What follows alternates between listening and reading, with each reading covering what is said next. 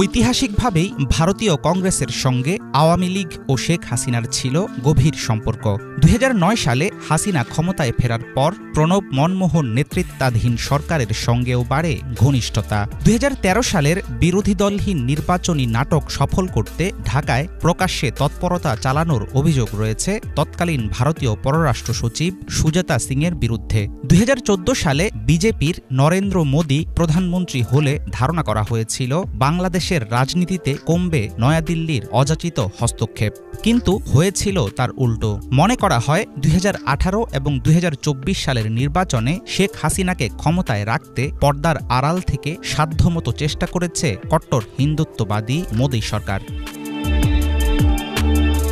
বিতর্কিত ও একতরফা নির্বাচনের মাধ্যমে টানা চতুর্থবার প্রধানমন্ত্রী হন শেখ হাসিনা। ক্ষমতায় আসার বর্ষপূর্তি হওয়ার আগেই হাসিনাকে দেশ ছেড়ে পালাতে হবে তা হয়তো কেউ স্বপ্নেও ভাবেনি। বিশ্লেষকরা মনে করছেন জনপ্রিয়তার তলানিতে থাকা একজন স্বৈরশাসককে ক্ষমতা আঁকড়ে থাকতে সহায়তা করায় বাংলাদেশিদের মধ্যে তীব্র হয়েছে ভারত বিদ্বেষ। তাই ক্ষমতার পালা বদলে বাংলাদেশে ব্যাপক হারে কমবে ভারতের প্রভাব। কিন্তু দ্বিপাক্ষিক সম্পর্ক হ্রাসের ঝুঁকি সত্ত্বেও কেন হাসিনাকে আশ্রয় দিচ্ছে দিল্লি? ১৯৭৫ সালে মুজিব পরিবারের হত্যাকাণ্ডের পর ভারতে নির্বাসিত জীবন কাটিয়েছেন হাসিনা। এবার ক্ষমতা হারিয়ে ৫ আগস্ট দিল্লিতে অবতরণের সময় তাকে স্বাগত জানান ভারতের জাতীয় নিরাপত্তা উপদেষ্টা অজিত দোভাল। এমন উচ্চপদস্থ কর্মকর্তার উপস্থিতি প্রমাণ করেছে ক্ষমতা হারানোর পরেও হাসিনাকে গুরুত্ব দিচ্ছে মোদী সরকার। আরেকটি স্বাধীন দেশের অভ্যন্তরীণ বিষয়ে নাক গলানোর অভিযোগ নিয়েও আওয়ামী লীগ নেত্রীর পাশে দাঁড়িয়েছে তারা। এর পেছনের কারণ কি শুধুই পুরনো বন্ধুত্ব? বাংলাদেশের জাতীয় নির্বাচনের মাত্র ৬ মাসের মাথায় এরকম আকস্মিক পরিবর্তনের জন্য প্রস্তুত ছিল না ভারত।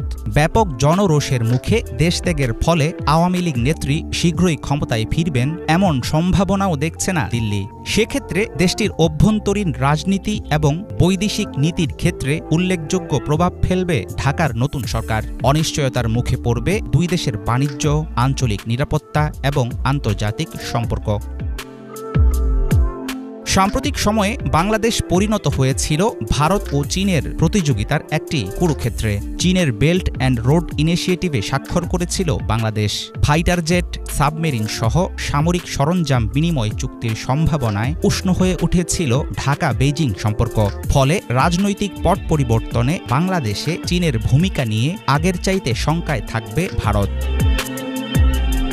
শেখ হাসিনাকে শরণার্থী নাকি অন্য কোনো মর্যাদায় আশ্রয় দিয়েছে ভারতীয় প্রশাসন সেটা এখনও স্পষ্ট নয়। ভারতের সুনির্দিষ্ট কোনো শরণার্থী নীতি না থাকার পরেও নয়াদিল্লি কর্তৃক তাকে নিরাপত্তার বিষয়টি সন্দেহের চোখে দেখছেন অনেক বিশ্লেষক।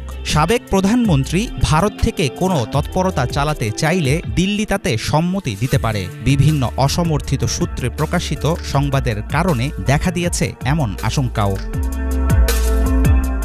দীর্ঘ ১৫ বছরের আওয়ামী শাসন আমলে নিজেদের বহু চাওয়া পূরণ করে নিয়েছে নয়াদিল্লি, কিন্তু তিস্তার পানিসহ বাংলাদেশের জনগণের কপালে জোটেনি উল্লেখযোগ্য কোনো প্রতিদান। তারপরও হাসিনা সরকারকে অকুণ্ঠ সমর্থন দিয়ে গেছে ভারত। নির্মম হত্যাযজ্ঞের মধ্য দিয়ে বিদায় নেয়া সাবেক প্রধানমন্ত্রী শেখ হাসিনার প্রতি ভারতের সহানুভূতি ক্রমেই তিক্ততা বাড়াবে দুই দেশের সম্পর্কে।